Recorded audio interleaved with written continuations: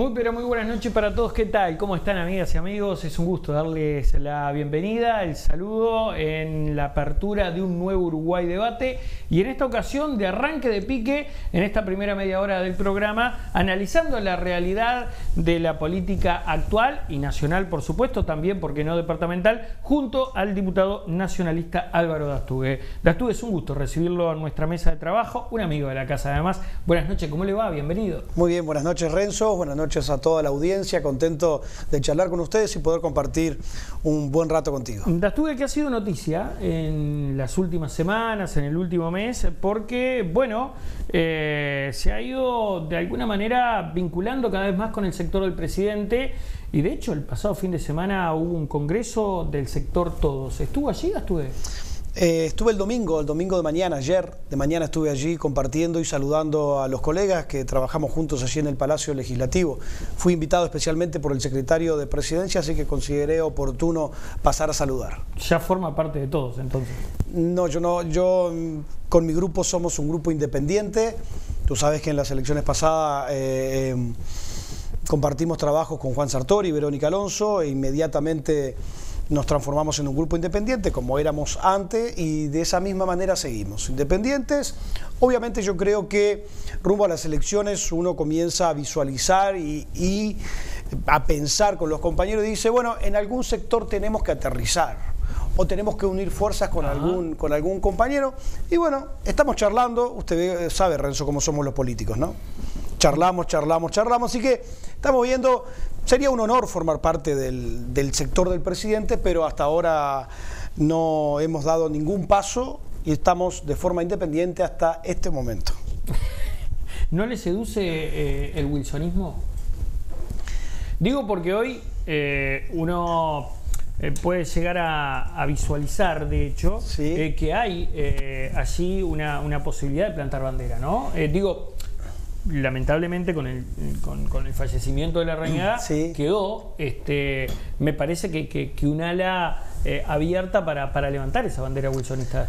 ¿Usted no tiene la misma mirada? Lo que me querés decir es que dentro del sector Entre Todos no hay wilsonismo. No, recordemos que esa franja entre wilsonismo y herrerismo cada vez está más borrado, cada vez más débil, ¿no? Javier García, wilsonista, Rodrigo Goñi, wilsonista, forman parte del sector Entre Todos, como puedo mencionarte algunos otros. Y del otro lado, del lado más wilsonista, por decirlo de alguna forma, Pablo Abdala, Analía Piñeirúa en aquella oportunidad, que eran herreristas, hoy trabajan dentro del sector wilsonista. Así que yo creo que el Partido Nacional cada vez tiene sus principios y sus valores más sólidos y más firmes en el nacionalismo y en la libertad. Y tanto el wilsonismo como el herrerismo se desdibuja un poco esa línea marcada que creo que en las otras elecciones había más levantar bandera de uno de los dos sectores. Nosotros... Se olvidó del Movimiento por la Patria, Gandini. Y el Movimiento por la Patria... tuvo representatividad en el directorio además, ¿no? Que tuvo 3 directores en el directorio, los tiene, del Partido Nacional. Sí, ese podría llegar a ser el sector que acaba de comenzar, ¿no? Es un sector nuevo que lanza Jorge Gandini hace en las elecciones pasadas, pero debajo de Larrañaga, y ahora nuevo, sería el sector más wilsonista, por decirlo de alguna forma. Tampoco ha tenido muchas adhesiones porque es nuevo, así que veremos qué pasa hacia adelante. Tema LUC, ¿cómo se está parando? Gran tema. Sí. ¿Cómo se está parando su sector? ¿Cómo se para usted en torno a esto? ¿Ha hecho campaña? ¿Ha estado en charlas, en actos políticos defendiendo la ley de urgente consideración, Dastugue? Sin lugar a duda. Hemos estado en charlas, hemos capacitado a nuestros dirigentes y militantes para salir a defender la ley de urgente consideración. Hemos viajado por el interior, hemos enseñado, hemos estado en actos específicos para defender la LUC y yo creo que es nuestra responsabilidad salir a defender la ley de urgente consideración que ya ha tenido 3 plebiscitos o 3 referéndums, por decirlo de alguna forma, ¿no? En octubre de las elecciones nacionales, luego en el balotaje, y es la ley que encarna en sus 476 artículos el programa de gobierno del Partido Nacional y del gobierno multicolor. Por lo tanto, es algo que la ciudadanía ya dijo y ya votó afirmativamente sí a la LUC. La gran tarea que nos toca por delante, el gran desafío que tenemos por delante es salir a informar a la gente, porque nuestra campaña no es contra el Frente Amplio ni contra el PIT-CNT, sino contra la desinformación por parte de dirigentes de esos sectores. ¿Es una publicidad para el gobierno? ¿Cómo lo visualiza usted? Yo visualizo... ¿Qué puede pasar? Dos escenarios. Si se gana o se pierde la LUC por parte de la coalición. Yo creo que va a ganar la LUC y la LUC va a permanecer. Yo creo que no se van a derogar esos 135 artículos. Tengo la total confianza y firmeza en la ciudadanía. Además, la ley de urgente consideración casi lleva 16 meses. Casi 16 meses de aplicación. Y no ha existido ninguna catástrofe. No ha existido nada negativo. El país, al contrario, mejora, mes a mes mejora el empleo, mes a mes mejoran los datos de la seguridad, mes a mes mejora la economía, mes a mes mejora el Producto Bruto Interno. Por lo tanto, la ley de urgente consideración ha sido positiva para el Uruguay. ¿Quién podría querer sacar algo que le ha funcionado muchísimo a nuestro país? Obviamente solo a través de la desinformación, como se han encargado militantes y dirigentes del Frente Amplio y el PIT-CNT, que terminan siendo la misma cosa. Tenemos que recordar, Renzo, que quien promueve la juntada de firmas fue el PIT-CNT, no fue el Frente Amplio. El Frente Amplio evaluó, analizó a ver si se sumaba a la campaña del PIT-CNT. Y el PIT-CNT lo llevó puesto. Lo pasó por arriba y no le quedó otra al Frente Amplio que sumarse a la campaña. Porque de hecho es tan contradictoria la situación que el Frente Amplio vota artículos que ahora quiere derogar.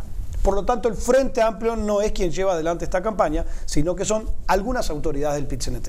Y si se pierde la LUC, ¿qué pasa? ¿Qué mirada tiene sobre un escenario derrotista para la coalición? No. ¿Son elecciones anticipadas estas? Yo no creo que sean elecciones anticipadas, sí marcan una tendencia, obviamente. Creo que la LUC va a permanecer y que no se van a derogar esos 135 artículos, y el gobierno del Partido Nacional, en que reúne a los otros 5 partidos de la coalición, va a seguir gobernando de aquí al referéndum y del referéndum hacia adelante, pase lo que pase. ¿No desarma esto la coalición si se pierde? No desarma esto la coalición si se pierde, aunque creo que no vamos a perder. ¿Hay plan B? No hay plan B de lo que yo sé y estoy informado, porque creo que la LUC va a permanecer. Usted me dice, hemos estado participando en campañas, en diferentes charlas, en distintos actos políticos, porque en definitiva no dejan de ser eso, ¿no? ¿Cuánto tiempo insume llevar adelante una campaña? Sobre todo en este periodo que también hay que ser sinceros, es un periodo de reactivación, ¿no? Donde la pandemia aflojó más o menos, a veces menos, a veces más, pero aflojó. Y bueno, y hay que apuntar las pilas a otra cosa y no tanto a la gestión, ¿no? A su vez. Bueno, lo que pasa es que eso es la estrategia del PIT-CNT. Claramente, el palo en la rueda es lo que intentan poner rumbo a un referéndum. Porque, vuelvo a repetirte, Renzo, no ha pasado nada malo. El Frente Amplio se ha quedado sin posibilidad y sin despertarse. Porque hemos visto en las últimas encuestas la aprobación del gobierno, la aprobación en cuestión de la pandemia, uno de los mejores países de todo el mundo que llevó adelante la pandemia. Entonces, ¿qué puede hacer el Frente Amplio para volver a gobernar? Poner el palo en la rueda. ¿Y qué encontraron? Encontraron estos 135 artículos que algunos votaron y ahora los quieren derogar para pegarle a lo que se mueve y tratar de desequilibrar al gobierno. Es el único objetivo del Frente Amplio y del PIT-CNT. No hay otro, porque no hay argumento sólido que puedan emitir y convencernos de que la LUC ha sido negativa para el país. Ha sido todo positivo y nadie lo puede negar. Por lo tanto, es una estrategia política. Es una estrategia del Frente Amplio, del PIT-CNT, rumbo a las próximas elecciones. Tratan de desestabilizar al gobierno, de que el gobierno pierda tiempo, de impedirle y enfrentar la gobernabilidad, porque está claro lo que tú decís. Si llega a perder la LUC, si se llegan a derogar esos 135 artículos, hay un desequilibrio en la gobernabilidad en algunos temas, porque la LUC está formada por 476 artículos. El Frente Amplio quiere derogar 135.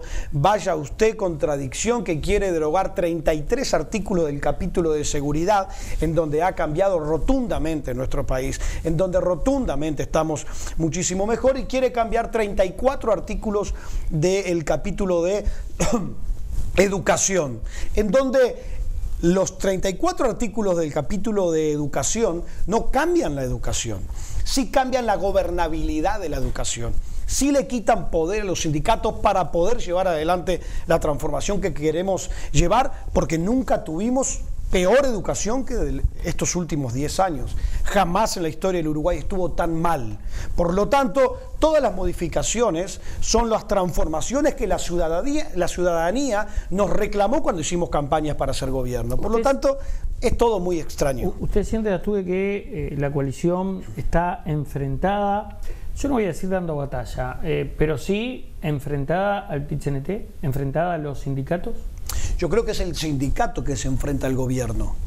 Yo creo que es el propio PIT-CNT y las autoridades del PIT-CNT que se enfrentan al gobierno, con cosas como uno de los artículos que quieren derogar. Nosotros... Sin embargo, en las pasadas elecciones, las más inmediatas, las que hubo el fin de semana, ganó el sindicato. En la medicina ganó el sindicato. El colegio médico siguió en manos del PIT-CNT. Ahora, los dos cargos que habían en elecciones se le fueron asignados o fueron asignados al sindicato. Sí, está bien. Yo sigo creyendo que el PIT-CNT es quien se enfrenta al gobierno con sus sindicatos. Yo creo que el PIT-CNT es quien gobierna, obviamente, el PIT-CNT y el resto de los sindicatos son los que llevan adelante este movimiento para enfrentar al gobierno, porque han perdido autoridad con este gobierno, porque obviamente ejemplos como, queda muy claro y todos lo sabemos, aquello de las ocupaciones y no ocupaciones. Nosotros en la LUC plasmamos que las ocupaciones son ilegales. Cosa y tema constitucional. ¿Por qué? Porque si el dueño de la empresa es ocupado por un grupo de funcionarios y trabajadores, le impedían al dueño de la empresa entrar en su empresa, le impedían a sus otros compañeros de trabajo que ingresen a trabajar. Por lo tanto, aquello era una monarquía, tomaban las decisiones que querían y hacían lo que querían con la empresa. Pues ahora no. Ahora nosotros respetamos los derechos de los trabajadores, tienen derecho a huelga, tienen derecho a manifestarse, pero no tienen derecho a impedirle a sus compañeros que ingresen a trabajar, porque no todos siempre quieren hacer huelga. Por lo tanto, las ocupaciones son ilegales porque la propiedad es del dueño de la empresa, no de los trabajadores. O sea, esos temas que quedaron votados afirmativamente por la mayoría legislativa en el Parlamento de la República, es lo que llevó seguramente a que se movilicen y hoy quieran derogar esos artículos y se lleven por adelante a un partido político que ya deja de ser partido político, o el PIT-CNT deja de defender a los trabajadores, sino que defiende ahora al Frente Amplio. Es una cosa, una nebulosa que quedó ahí, porque el propio presidente del PIT-CNT hoy es candidato a presidente del Frente Amplio. Entonces, dejemos de hipocresía y digamos que son una misma cosa. Entonces, es vergonzoso lo que sucede, y por esa situación es que hoy esa nebulosa que no sabemos cómo se llama, si Frente Amplio o PIT-CNT, se enfrentan al gobierno para desestabilizar al gobierno y quitarle derecho a sus propios trabajadores y derecho a la propiedad privada. ¿Condiciona el lugar de donde viene un candidato? Digo porque capaz que hay ministros que son empresarios, Astugue. No, sin duda que hay ministros que son empresarios, de hecho en este gobierno tenemos, pero no andan disfrazando la situación. ¿Usted dice que Pereira la disfrazó? No. ¿La maquilló? Yo lo que creo es que si tenemos, porque a ver, Pereira defendía, que ya hoy no defiende, defendía a los trabajadores, hoy se puso el chaleco de precandidato, de candidato a la presidencia del Frente Amplio. Por lo tanto, si son una sola cosa, digamos que solo una sola cosa.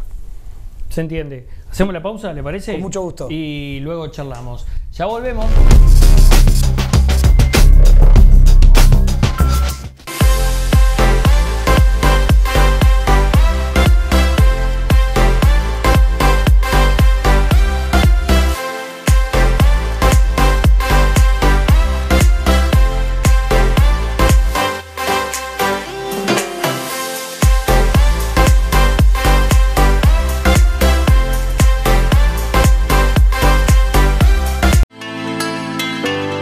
No sufras el invierno, disfrútalo con los mejores calefactores Vázquez. Brindamos calor y seguridad en tu hogar. Calefactores desde 8.900 pesos. Contamos con toda la cañería para su instalación. Conocenos. Correch 1164 Pando. Envíos a todo el país. Comunicate al 094 925 270. Calefactores Vázquez. Seguimos creando momentos. Seguinos en Facebook. Calefactores Vázquez.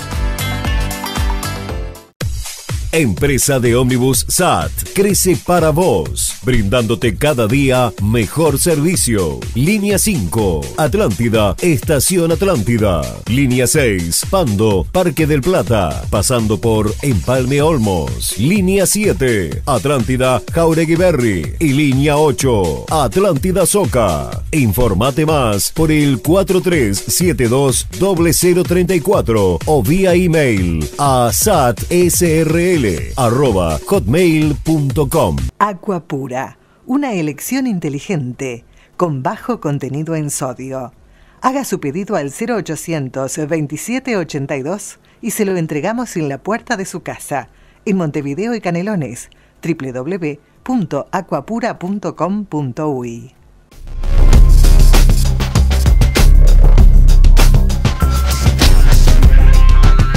Seguimos con más Uruguay Debate. Bueno, hay mucho para charlar, pero yo le mencionaba en el tramo anterior la reactivación. La tuve a su real deber y entender. ¿Cómo se tiene que trabajar para reactivar esta crisis que nos dejó, por cierto, no solo sanitaria, sino también económica, el COVID-19? Como lo está haciendo el gobierno, Renzo. Yo creo que desde el ministro de Economía, Azucena Arbeleche, el presidente, el ministro de Transporte, están haciendo las cosas, el ministro de Industria, están haciendo las cosas muy bien. De hecho, los últimos datos, Renzo, nos muestran que tenemos menos desempleo que el 1 de marzo del 2020.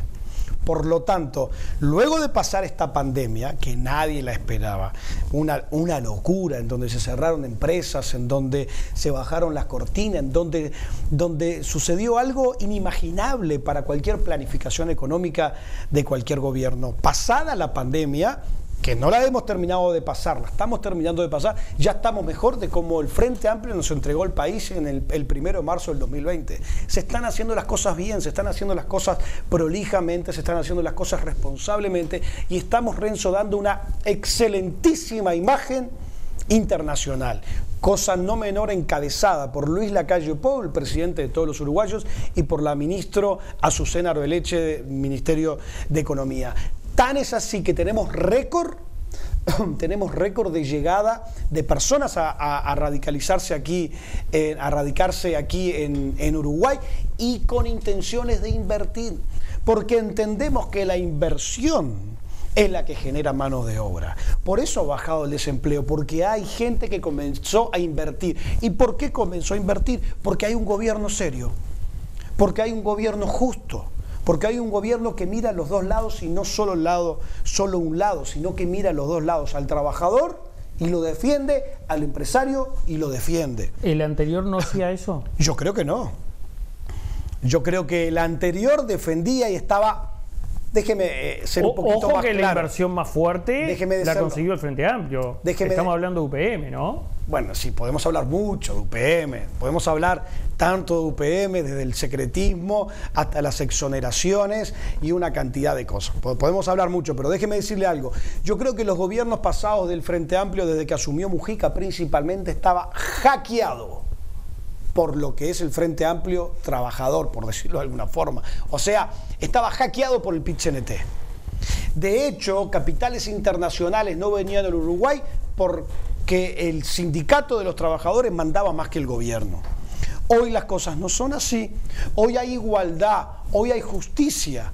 Y se busca la justicia correcta entre el grupo de los trabajadores que deben ser defendidos y el grupo de los empresarios, pero la balanza se equilibró. Por eso están llegando inversiones de todas partes del mundo y van a seguir llegando muchísimo más y vamos a seguir bajando el desempleo y creo que a partir de este año que viene va a existir en Uruguay un auge económico de prosperidad muy importante que va a llevar a que todos los uruguayos sean más prósperos. ¿Por qué? Por el buen manejo del gobierno de la calle Pou. ¿Qué me iba a decir sobre UPM?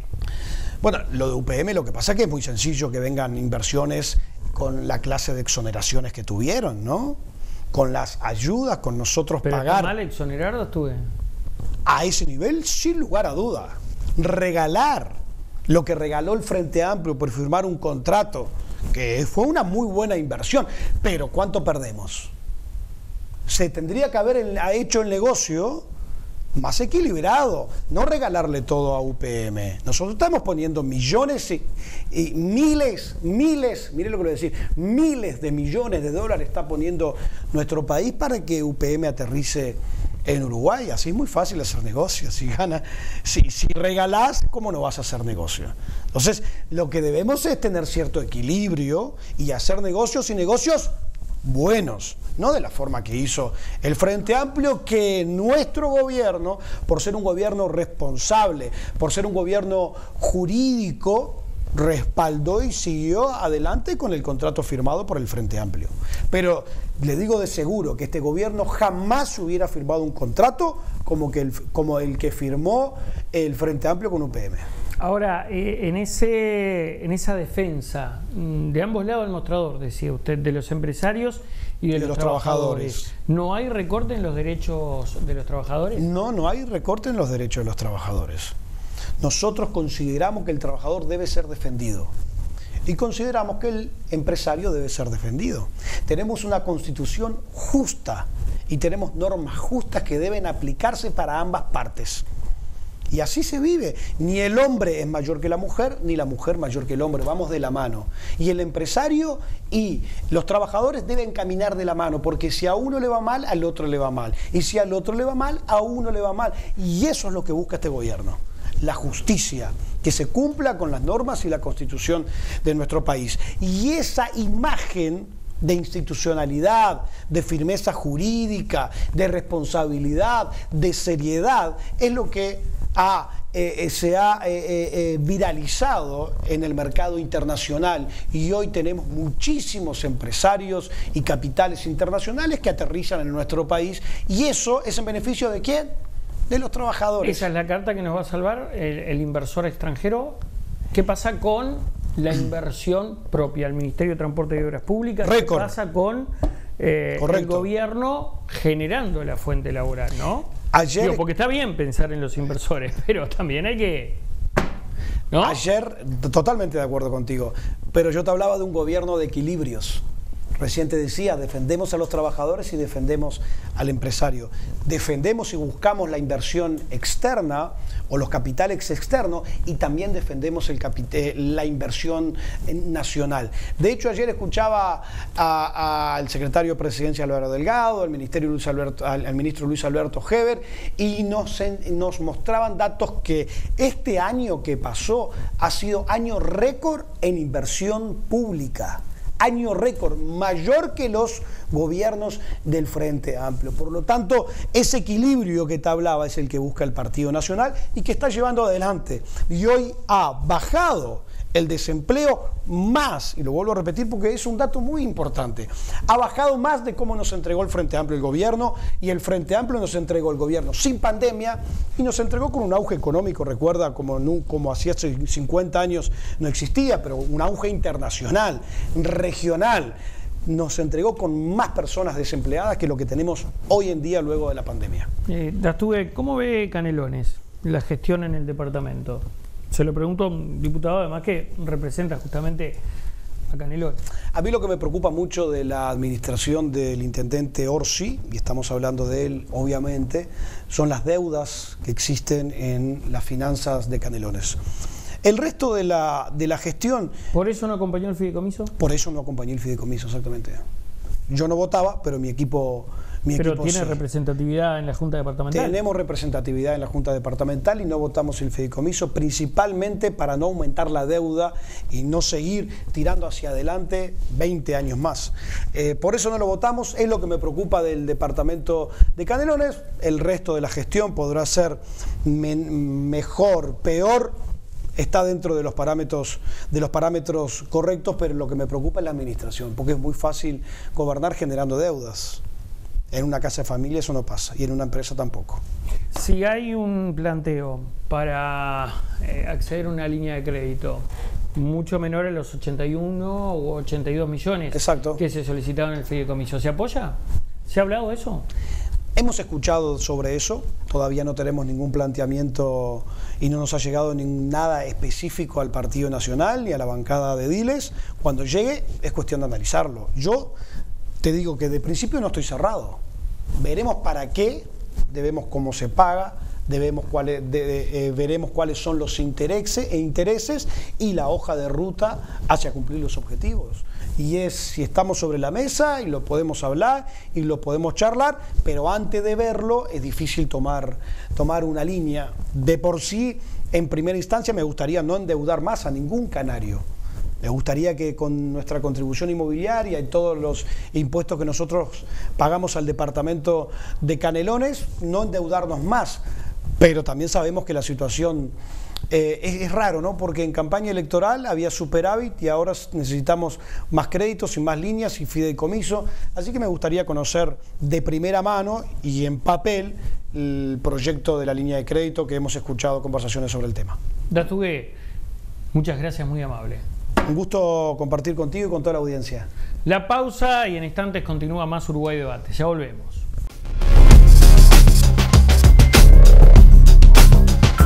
Acción inteligente, con bajo contenido en sodio. Haga su pedido al 0800 2782 y se lo entregamos en la puerta de su casa, en Montevideo y Canelones, www.aquapura.com.uy. Funeraria Interbalnearia, servicio fúnebre, previsora propia, cremaciones y artículos fúnebres. Somos la única empresa con todos los convenios. Ruta Interbalnearia, kilómetro 46500, Atlántida. Teléfono 4372-4231. Empresa de ómnibus SAT crece para vos, brindándote cada día mejor servicio. Línea 5, Atlántida, Estación Atlántida. Línea 6, Pando, Parque del Plata, pasando por Empalme Olmos. Línea 7, Atlántida, Jauregui Berry. Y línea 8, Atlántida Soca. Informate más por el 4372-0034 o vía email a satsrl@hotmail.com. Seguimos creciendo juntos. Te presentamos una nueva forma de comunicarnos. Llámanos más rápido. Descarga ya la aplicación de Taxis El Tiburón. Válido para todos los celulares, desde App Store y Play Store. Taxis El Tiburón. Más legal, más cómodo, más seguro. Único con asistencia al viajero.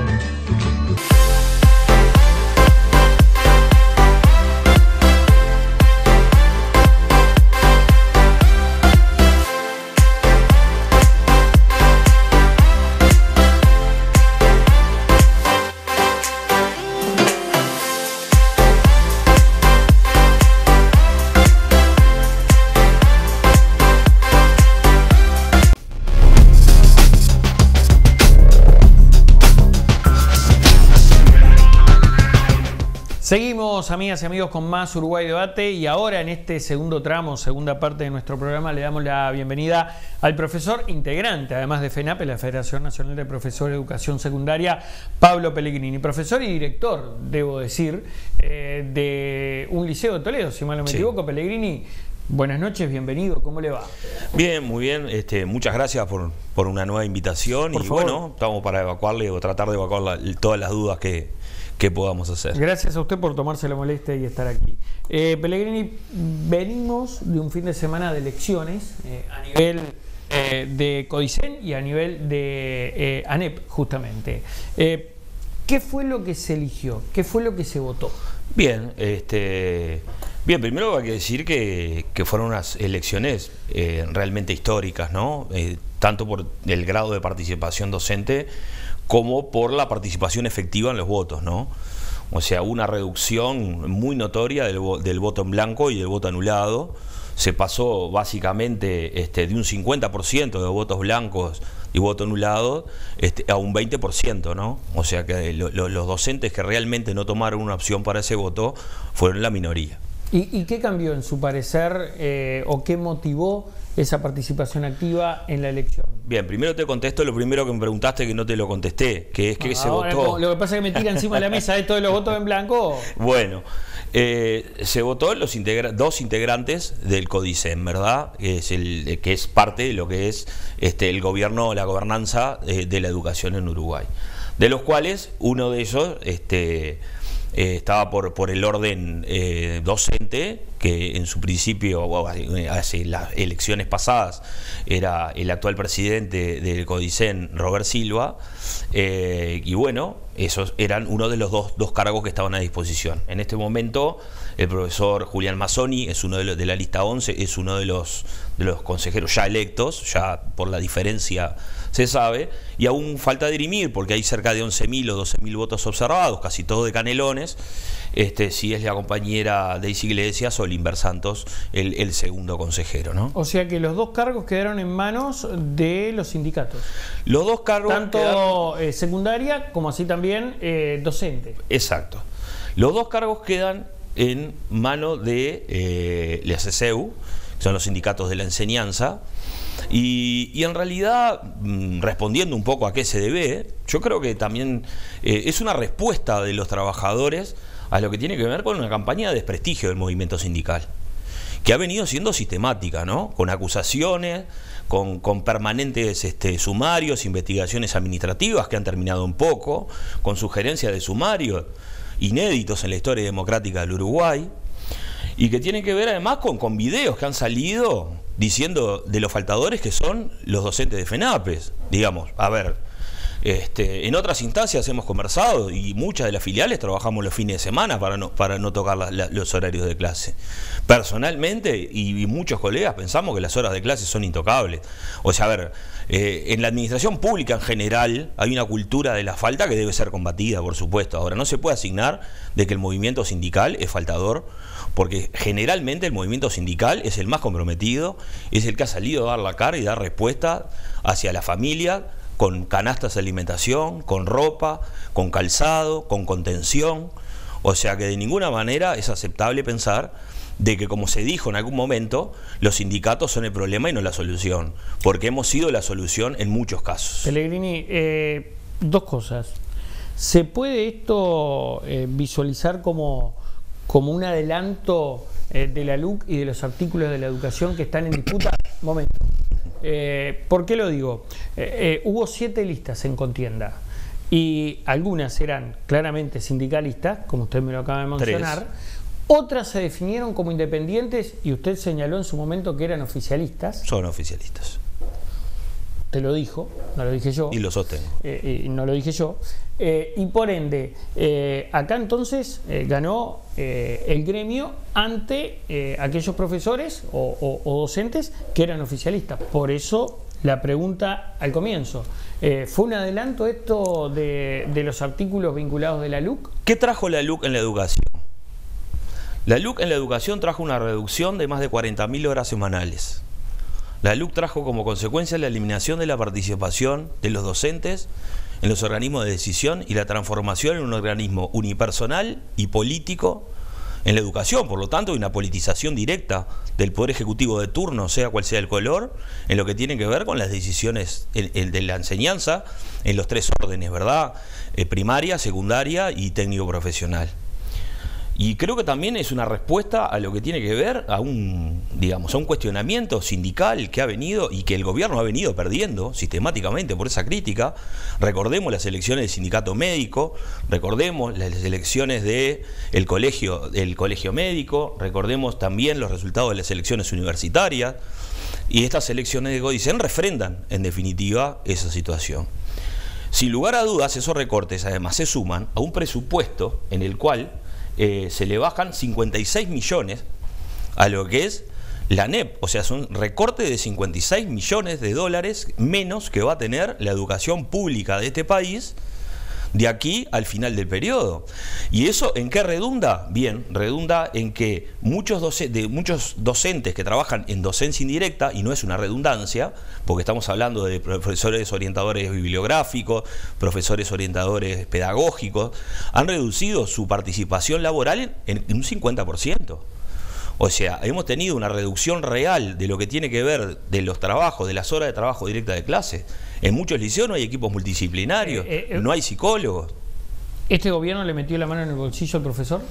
Y yo creo que ahí está un poco la respuesta, por supuesto que sí.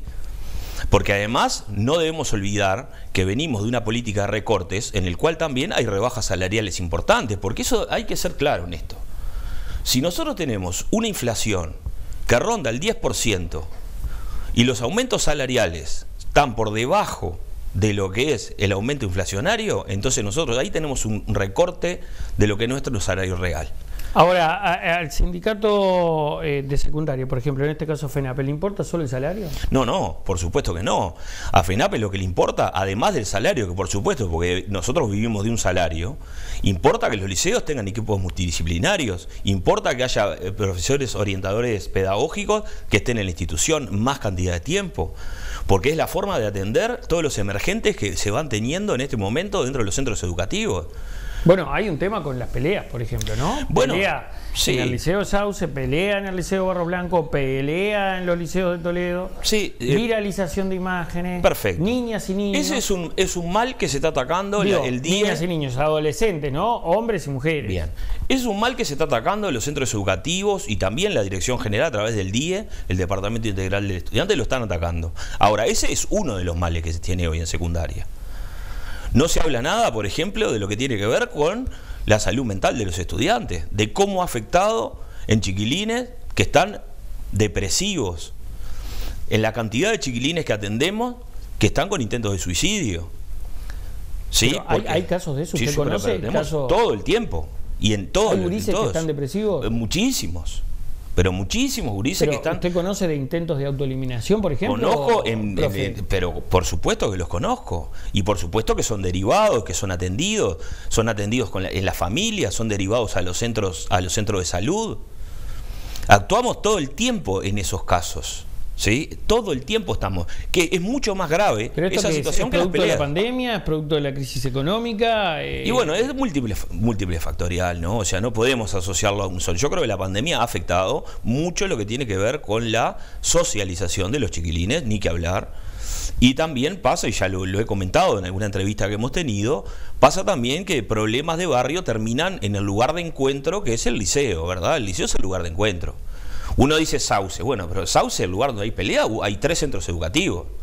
Está la UTU, está el Liceo 1, está el Liceo 2. O sea, a ver, es un lugar... Es el drama del barrio, es el enfrentamiento entre bandas a veces que el lugar común o donde confluyen... Y sí, en este pero caso eso se atiende, o sea, eso se atiende, no es que se desatienda. Ahora, ¿ustedes le han planteado esto a las autoridades? Bueno, lo que pasa necesitamos psicólogos, por ejemplo, necesitamos psicólogos porque hay gurises que están atravesando un cuadro depresivo, hay adolescentes que han intentado autoeliminarse. Se plantea... ¿Qué han dicho las autoridades? Bueno, no hay diálogo. De hecho, no existe la bipartita. De hecho, por ejemplo, otra de las elecciones que hemos tenido son las asambleas técnico-docentes. Esta administración hace 2 años que nos llama a la asamblea técnico-docente, que cumple la función de asesoramiento pedagógico y técnico. ¿Y por qué no la llama? Y no la llama porque, bueno, el modelo de gestión que tiene esta dirección general es ese. O sea, no hay diálogo. Siempre la FENAPES atiende a lo que es el diálogo, pero uno puede dialogar cuando tiene un interlocutor. Si no hay un interlocutor que escuche los planteos, y bueno, y después que se han hecho planteos desde otros lugares, por ejemplo, de las salas de directores, de la Sala Nacional de Directores, que me consta de que no han sido atendidos por la Dirección General. Entonces, digamos, uno puede tener un diálogo cuando son 2 por lo menos para hablar, si no es una conversación de sordos. ¿Usted considera que a raíz o a la luz de estos resultados va a cambiar ahora esta situación? Bueno, yo creo que yo creo que el gobierno venía pensando, el gobierno educativo venía pensando de que tal vez, y el gobierno nacional venían pensando que vienen con un grado de popularidad que tal vez no pensaron de que fueran a tener esta clase de reveses. Pero yo vuelvo a repetir, a ver, hubo una participación altísima. Hasta el día de hoy hay más de 18.000 votos a listas sindicales y 6.000 votos, 6.000 y poco de votos a listas que son del gobierno. A ver, si nosotros tenemos a Óscar Pedroso, que era el suplente de Robert Silva. Con Robert Silva tengo el mayor de los respetos porque nos conocemos de hace muchos años. Ahora, no puede hablar de pluralismo real, ¿no?, cuando tenemos a Óscar Pedroso, que era su 2, y también tenemos a Robert Silva, que han actuado directamente y ha hecho ha sido cuestionado por algún mensaje que ha tenido en las redes sociales. Nos consta en la FENAPES que hay inspectoras regionales de institutos y liceos, no regionales, perdón, que han mandado correos a directores sugiriendo votar listas. Entonces, a ver... ¿A usted le llegó alguno? No, a mí no me llegó ninguno, pero sí tenemos, en la federación tenemos compañeros que han llegado correos en el cual se sugiere, y Robert Silva mismo se expresó diciendo que no tenía nada de malo hacerlo, porque en definitiva la elección de los consejeros no es o no debería ser una elección política. Entonces digo, yo lo dije el otro día y lo vuelvo a decir, todos vegetarianos quedamos pocos. Uno puede pensar de que no son listas oficialistas. Ahora, yo conozco a los candidatos que se presentaron de las otras listas, los conozco en persona incluso, y sé muy bien de que plural es poco, digamos, ¿no? Pellegrini, pasaron las elecciones. Ahora es momento de sentarse, de dialogar, como decíamos, pero también de proponer, ¿no? Hacemos la pausa, me cuenta las ideas tras la misma, ¿le parece? Bien. Tanda, ya volvemos.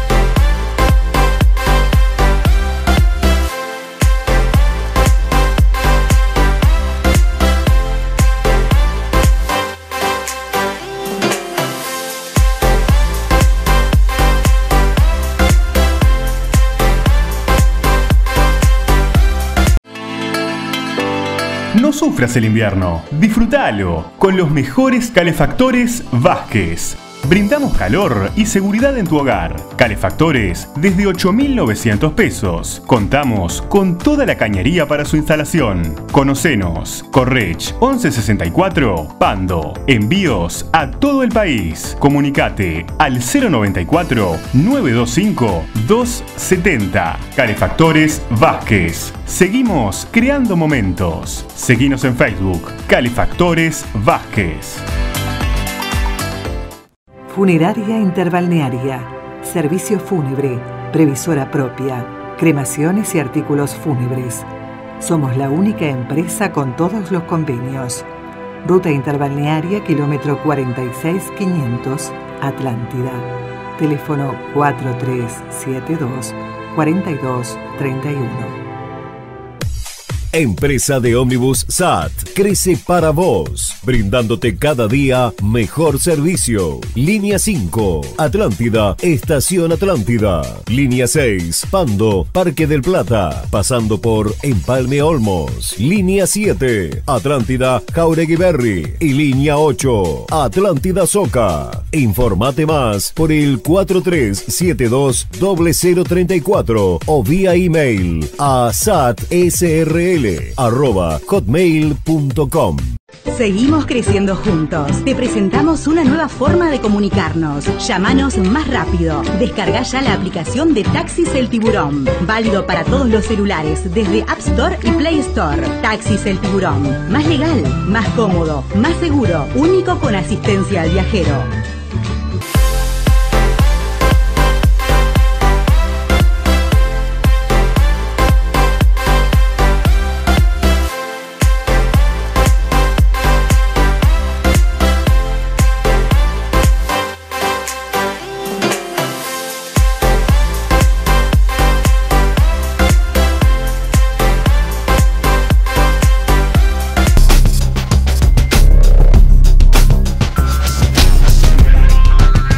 Bueno, nos quedamos en el tema de las ideas.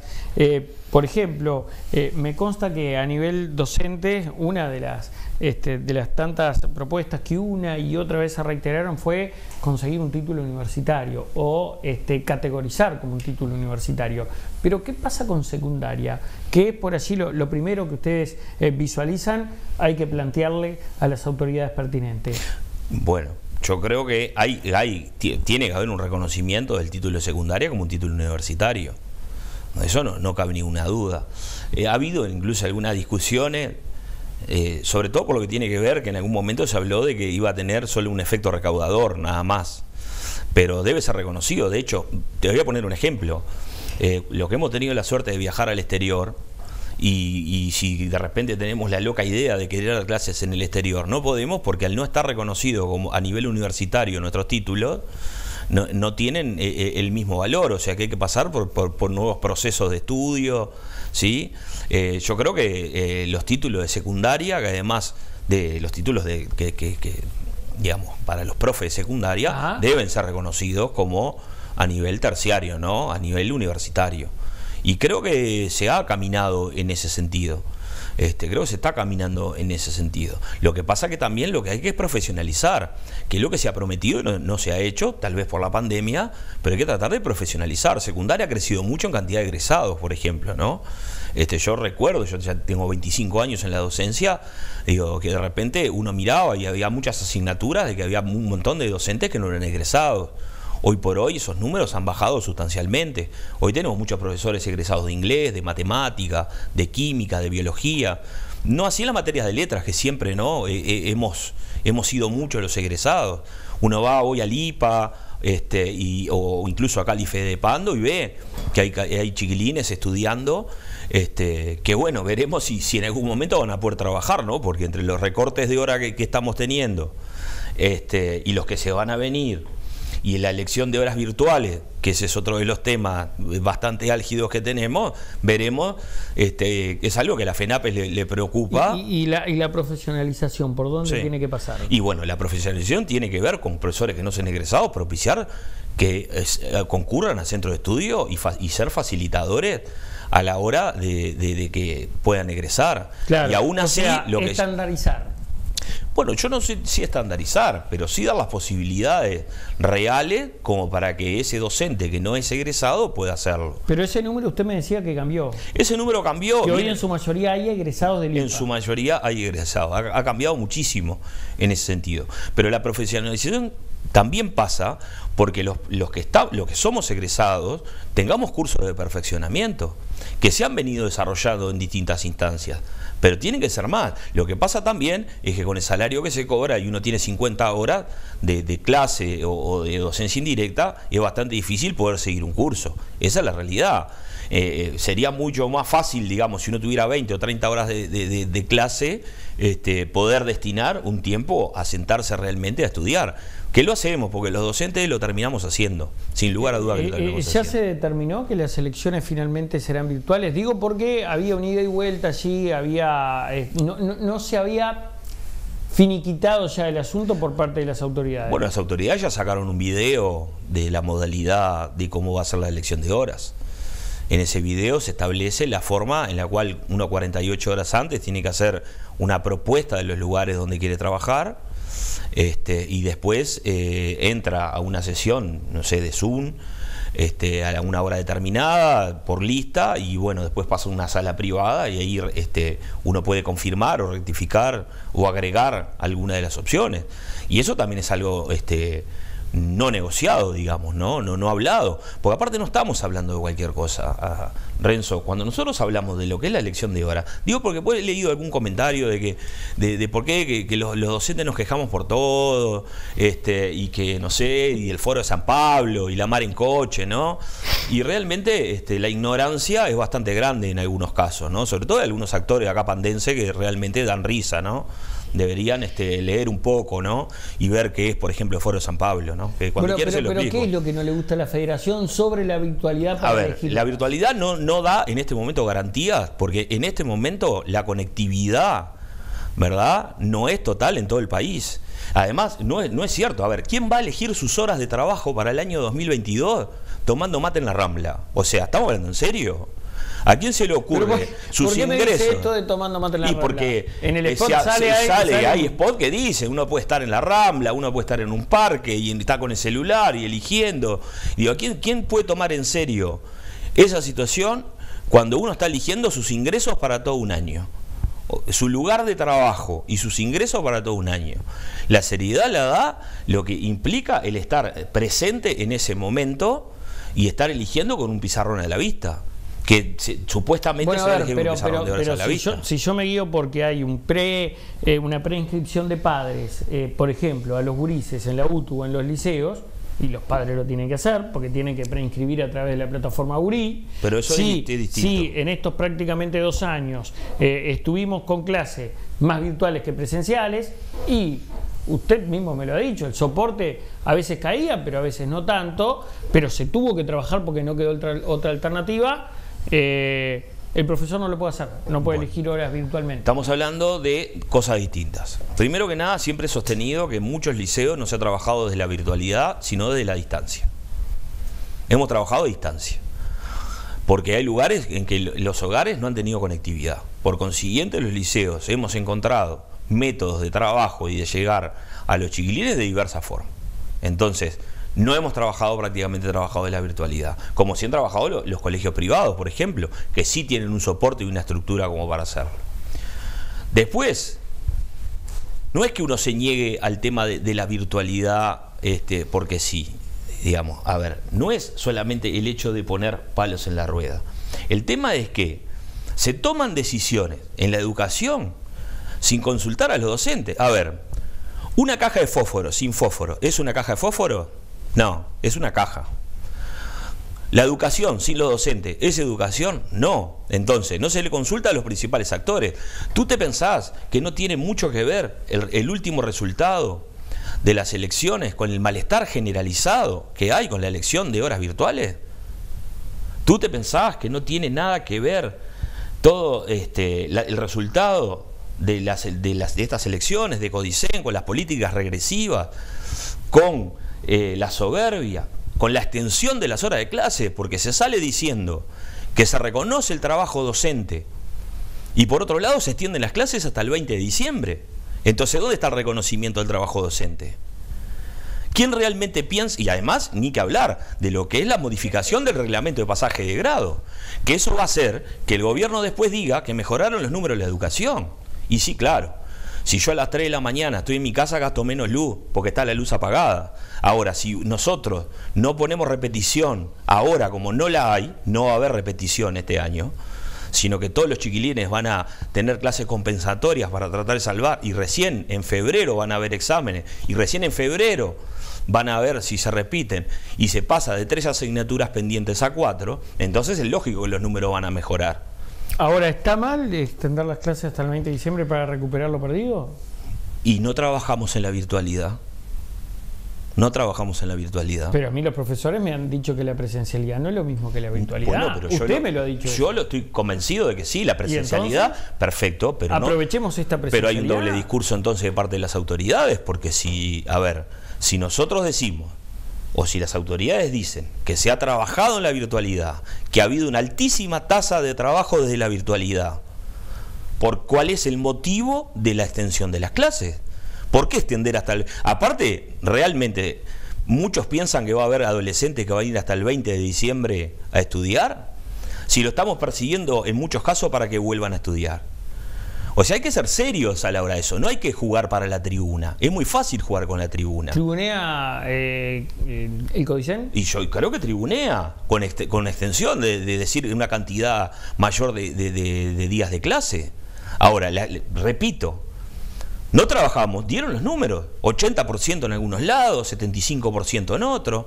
Si hubo esa altísima tasa de conectividad y de trabajos, ¿por qué extender las clases casi 20 o 25 días más? No le veo mucho sentido. Ahora, utilizando lo que usted me señala, elocuentemente, muy certeramente, de todo esto que influyó para dar vuelta a la votación o para tener una gran votación los sindicatos. Me hablaba de las horas virtuales, me hablaba de la extensión de clase, bueno, del recorte, etcétera, etcétera. A mí hay algo que me preocupa y es, entonces no incidió lo negativo, si se quiere, de FENAPRES, que lo hemos conversado aquí, ¿no? Sí, sí.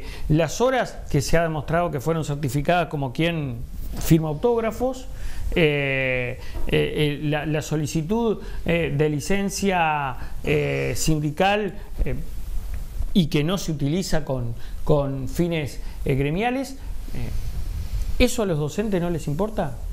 ¿No les importa tener algún integrante en las filas de la federación poco serio, digamos, Pellegrini? No, claro que importa. Porque eso también está mal. Sí, por supuesto que importa, no? y nadie dice, y claro, por supuesto. Ahora, estamos hablando de excepciones, no de reglas. Son excepciones.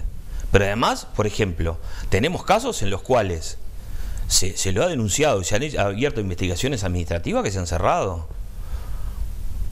¿Cuáles? Y la de Marcel Lamoit, por ejemplo, se cerró y le salió favorable. ¿Está cerrada? Sí, está cerrada. Está cerrada. Entonces digo, a ver, denuncias han habido en todos los ámbitos. Ahora, ¿cuántas de las denuncias que realmente han hecho en muchos ámbitos, con bombos y platillos, y han presentado, han realmente tenido un sustento? Entonces veamos quién es el que tiene desidia y desapego, porque yo creo que la desidia y el desapego es ser soberbio. La desidia y el desapego es desconocer el trabajo del docente. La desidia y el desapego, en definitiva, es una extensión de clase caprichosa, porque hemos trabajado en la virtualidad o a distancia. Entonces, hemos tenido, como por ejemplo, la supuesta creación o la propuesta creación de un consejo de laicidad, que a mi concepto nos retrotrae a las viejas épocas fascistas, de controles. Por ejemplo, a ver, tenemos los profesores San José, 2 de ellas están sugiriendo su destitución. Perfecto. En sala de profesores, sin chiquilines. En la puerta del liceo, sin chiquilines. Ahora, ¿va a pasar lo mismo cuando vaya una profesora con un crucifijo? Si tenemos un profesor judío y va con un kipá, ¿está violando la laicidad? Si tenemos un profesor que es musulmán y va con un turbante, ¿viola la laicidad? Si tenemos una profesora, un profesor que sea un bandista y va con su vestimenta, ¿viola la laicidad? Seamos serios. Cuando se dan, por ejemplo, misas en los cuarteles, no se viola la laicidad. Ahí no se viola, porque ahí, ¿qué pasa? Claro, ahí los militares no votan. Ah, no, sí votan. Entonces digo, hay que ser serio, ¿no? Hay que discutir, y lo hemos hablado también en otras instancias, cuál es el concepto de laicidad que se tiene, ¿no? ¿A qué se apunta? Y no siempre tener, y aparte rascando bajo la lata, porque ahora se empiezan a buscar documentos del 2015, 2016. A mí me gustaría saber, por ejemplo, si se hace lo mismo con los legisladores. Tenemos gente en cargos altísimos de gobierno que han ido 1/3 de las reuniones de las comisiones del Parlamento.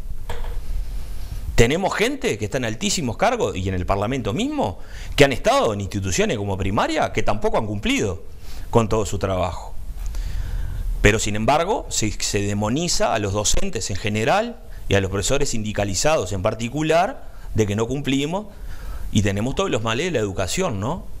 No se habla, por ejemplo, como dije anteriormente, de todas las soluciones que damos y que no pasan solamente en una educación asignaturista, sino que pasa también en una educación de valores y de solidaridad. Ahora, esas excepciones que usted muy bien manifiesta, ¿no tendrían que estar fuera del gremio? Bueno. ¿No amerita una limpieza la federación? Bueno, los procesos tienen que darse naturalmente. Por supuesto, yo soy un convencido. Yo tengo 25 años docente. ¿Sabe cuántas horas o cuántos días de licencia sindical pedí en 25 años? No. 2. Y es comprobable. 2. El control tampoco es malo. ¿Por qué me dice que es rascar debajo de la lata? ¿Y por qué buscamos del año 2015, 2016? Está bien, ahí sí. Pero de lo contrario, el control lo que hace justamente es evitar ese tipo de excepciones. Perfecto. ¿O no? Sí. Viremos para adelante entonces. ¿Siempre estamos buscando el pelo del huevo? Yo no digo que no haya que controlar, y parte de lo que es el trabajo de la gestión es el control, y me parece que está bien. Ahora, el control, cuando hay un control que es objetivo, no cuando es un control que implica ya la demonización de quien se está tratando de acusar, porque nosotros estamos violando un derecho jurídico que es todo el mundo es inocente hasta que se demuestre lo contrario, y acá todo el mundo es culpable y tenés que demostrar que sos inocente. Entonces, vamos arriba, digamos las cosas como son, en eso tenemos que ser enfáticos. No se puede andar con medias tintas. Nosotros estamos en este momento bajo un gobierno de la educación que tiene un tinte autoritario, que no negocia, que no llama bipartita, que no le da bolilla a los trabajadores. Y los trabajadores le contestamos votando un Codicen que va a tener 2 de 5. Me preguntaste hoy sobre la LUC. La LUC, y te voy a tirar esta como un dato, y podemos debatir sobre la LUC con quien quiera. De los 34 artículos de la LUC prevén, por ejemplo, que directores de centros educativos puedan ser personas que ni siquiera hayan estado en la educación. ¿Sí? Léanla. Hay 34 artículos que se refieren hacia la educación. O sea que, según ¿quién puede elegir esos cargos? El CODICEN. El CODICEN son 5 miembros. 3 miembros son políticos. 2 miembros, en este caso, van a ser sindicales o de los trabajadores. Ahora es 3-2. Se permite entonces que personas, que esas 3 elementos políticos, sean del partido que sea, puedan decir que los centros educativos puedan ser dirigidos por personas que no tuvieron un solo día en la educación. Sin embargo, para formar parte del CODICEN tenías que tener un tiempo de docencia como corresponde. Zapatero a tus zapatos. Zapatero a tus zapatos. Y hay un montón de cosas más que trae la LUC, como la gerencialización de los cargos directivos, como el pago de compensaciones extraordinarias a juicio de los docentes, elección de equipos. Y hay un montón de cosas como para muy interesante como para debatir, y que estoy dispuesto cuando tú quieras hablar sobre ese tema. Lo estaba pensando, mire que me tengo fe para el liceo doctor Luis Alberto Brause, ¿eh? ¿A quién? Yo me tengo fe. Y bueno, si tenés los 3 votos que se necesita el CODICEN, bienvenido al club. Hay algo más light, ¿no? Porque el ciclo básico me parece un poco más conflictivo. Un bachillerato me parece que es más fácil. ¿Usted está a cargo de quién? Tengo ciclo básico yo. Es más complicado. Tengo ciclo básico. O sea, querés elegir también, bueno, sí, lógico. Bueno, ¿cuántas horas, de qué asignatura, por ejemplo? No, como dirección. Y bueno, la LUC te va a amparar. Por eso mismo los sindicatos de la enseñanza vamos a dedicar todo nuestro esfuerzo, y de hecho vamos a tener el congreso, 10, 11 y 12 de diciembre vamos a tener nuestro congreso, el congreso de la FENAPES, en el cual, bueno, vamos a trabajar todos los temas a futuro. También se darán el pase de cuentas que deba darse a los compañeros que deban darse, pero también vamos a empezar a trabajar muy fuertemente para derogar los 135 artículos de la LUC que nosotros creemos que son nefastos. Son 34 en la educación. 34 dentro de lo que es específicamente la educación. Se nos fue el programa. Muy bien. Hay mucho más para conversar. Hay un debate entonces ahí encima de la mesa. Le voy a conseguir un contrincante prontamente para hablar sobre educación específicamente. Así que, bueno, simplemente nos resta darle el agradecimiento. Muchas gracias por haber estado aquí, ¿eh? Por favor, muchas gracias por la invitación y saludos a la audiencia. Amigas y amigos, a ustedes también el agradecimiento por habernos acompañado un programa más. Será hasta la próxima. Chau, buenas noches.